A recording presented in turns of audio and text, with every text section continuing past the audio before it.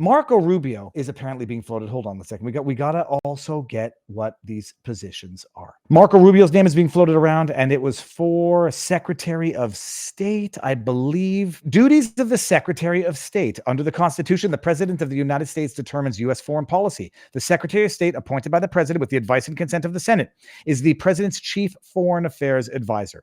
The Secretary carries out the President's foreign policies through the State Department and Foreign Service of the United States. So that's what the Secretary of State is. And the front runner, it seems for now, is Marco Rubio. Now, a lot of people are harping on a lot of things that Marco Rubio said back in the day. A lot of people making fun of Marco Rubio. I happen to think Marco Rubio has come a long way in the last 2 to 4 years. I remember saying just recently that he said something great. He's up on the stand thumping for Trump, and he seems to be a changed man and very loyal. But that does not mean that one gets a pass for the foibles of their past. Now, check this one out. This is a while ago, and I don't know if Marco Rubio was playing a game when he was asking this question. I don't know if it was a little bit of the good cop, bad cop in one person, where he wanted Victoria Nuland to admit that there were bioweapons labs in Ukraine when everyone was saying that there weren't. Listen to the question, listen to the answer, and then listen to what I still hold against Marco Rubio for having said at the end, because it certainly sounds like he is a Russia, Russia, Russia, bad, bad, bad,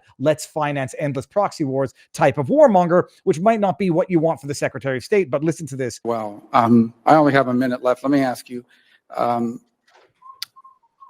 does Ukraine have chemical or biological weapons?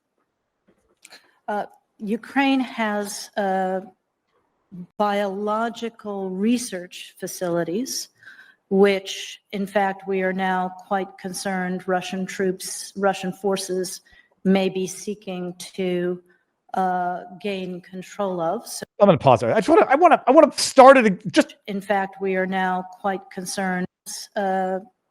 Biological research facilities.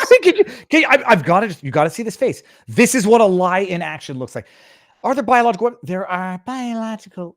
How do I say this so that it's not World War III inducing? Chemical or biological weapons.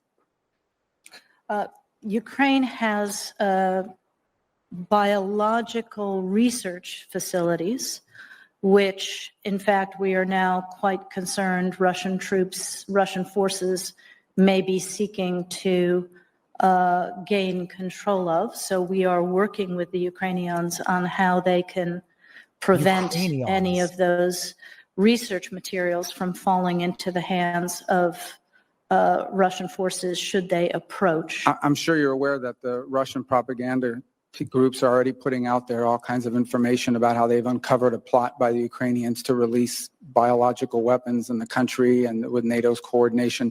If there's a biological or chemical weapon incident or attack inside of Ukraine, is there any doubt in your mind that 100% it would be the Russians that would be behind it? There is no doubt in my mind, Senator, and it is classic Russian technique to blame on the other guy what they're planning to do themselves.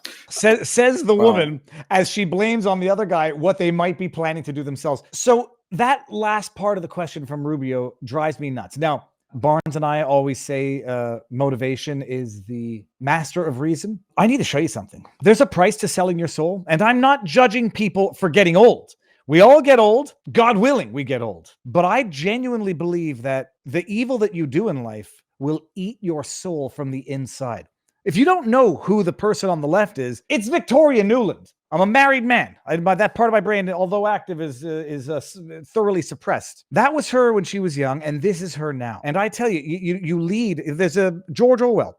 Everyone, by the time they're 50, has the face that they deserve. There is a cost to selling your soul. There is a cost to basking in evil, corruption, and malice day in and day out, and it will eat you from the inside out and from the outside in. That's Victoria Nuland, then and now. Go look up Jacinda Ardern. Maybe there's other reasons to explain it. The life you lead will leave its marks on your body and your face. Victoria Nuland, confirming that there's biological weapons in Ukraine, but they're not weapons. They're research facilities that they're so concerned are going to get into the hands of the Russians that they need to get them out of there. And then Rubio at the end says something absolutely or attack inside of Ukraine. Is there any doubt in your mind that 100% it would be the Russians that would be behind it?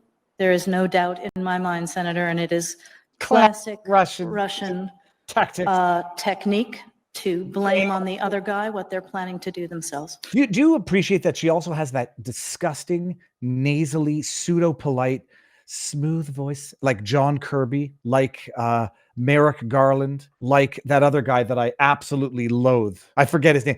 I'm telling you, they get the same lying coaching lessons from the same people. So the question is this: will Rubio be good or bad? The question is this: you have to say, from a populist perspective, you want certain people to have key roles in an administration. You want RFK in the administration, you want Vivek Ramaswamy in the administration, you want Tulsi Gabbard in the administration. But there's a lot of seats to fill. There's a lot of diverging interests to satisfy, and there's a lot of politics to be played.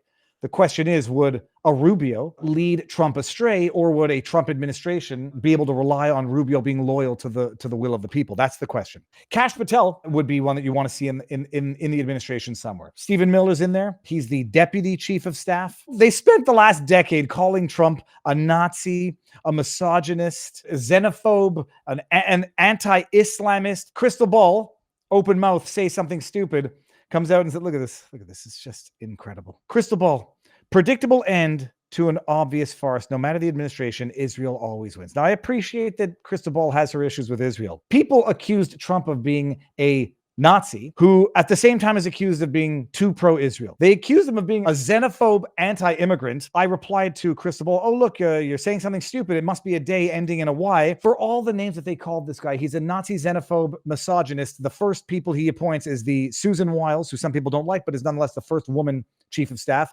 and Stephen Miller to deputy chief of staff. He happens to be Jewish, despite the fact that people call him a Nazi Jew. I said Trump is the worst misogynist Nazi on the face of the planet, and he's also the worst xenophobe. This is from MSNBC, how Trump won the biggest Arab American majority city in America, Dearborn, Michigan, incidentally, where my Bronco was manufactured. Made in America, baby. Didn't come close to swinging the election, but Kamala Harris's humiliating loss says a lot about her campaign's failures. The swing in Michigan was quite dramatic, and the largest Arab American majority city in the country, Dearborn. Trump beat Harris 42.5% to 36%. Tellingly, the usually irrelevant Green Party candidate, Jill Stein, pulled down an impressive 18% of the vote in Dearborn, undoubtedly voters who could not stomach voting for either Trump or Harris. Trump similarly prevailed in Dearborn Heights and in Michigan generally. Biden had won all of these areas handily in 2020. So you got dumbass Crystal Ball, whose prediction on the election was as bad as her judgment in general, saying he's too pro-Israel and it's always Israel first. It's an amazing thing how peace in the Middle East, through whatever means you get that, actually benefits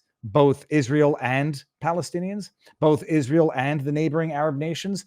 So much so that even the Muslim leaders in Dearborn were endorsing Trump because whether you think he's too pro-Israel or not, stability and peace in the Middle East, starting in Israel, benefits everybody, not just Israelis. That's Crystal Ball being an idiot. But the bottom line, Trump now appointed Stephen Miller, which is a good middle finger to the administration. So, hey, we like Stephen Miller. Susan Wiles, not so much. Oh, Homan. We love Homan. Amazing, as borders are.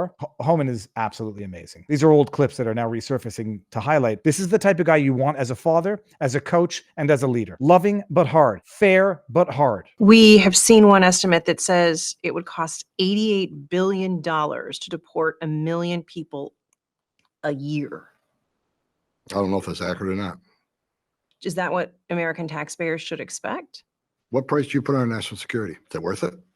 Is there a way to carry out mass Can you imagine that? What price do you put on national security? One terrorist attack. How much is it worth? You don't get to do that calculation. This is not the scene out of Fight Club where Boeing or the airline gets to say, well, how much is a payout in the event of a crash? And then factor that into the cost of the recall. And then we make our decision. That's not how government works. A, you've got the money. You've got enough of it. And B, what is the price of national security? Well, what's a few dozen terrorists having crossed the border? It's not something you can afford to let happen, period. Now, let's see what the second part of the question was. Carry out mass deportation without separating families?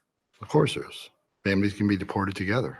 We have seen... that's not cruel and inhumane as people are going to depict it. If you're all here illegally, you've broken the law. It's like, okay, I guess you can all go to jail if a dad gets arrested for DUI. If you want to be together and not separated, you can go to jail together. I don't know that you can actually do that, but follow the analogy. This is not cruel and inhumane. This is just logical and pragmatic. There is no cost. There's no price you can put on national security. As he said in another clip, when you arrest someone for breaking the law, and they have children, you're separating a family. You don't ask questions as to whether or not it's legitimate. You don't ask questions as to whether or not it's going to be upsetting. Of course, it's going to be upsetting for the family. The idea here, however, is that you don't separate families because of the particular crime. So you would actually separate, families when you arrest an American citizen for breaking American law, and they somehow get less rights than illegal aliens who cross the border illegally? What is it? What is this? This is not a two-tier, forget the legal system. There's not a two-tier criminal system. Okay, this is a crime, but it's one that you treat the people differently than citizens who commit other crimes. They go to jail, they get separated from their family.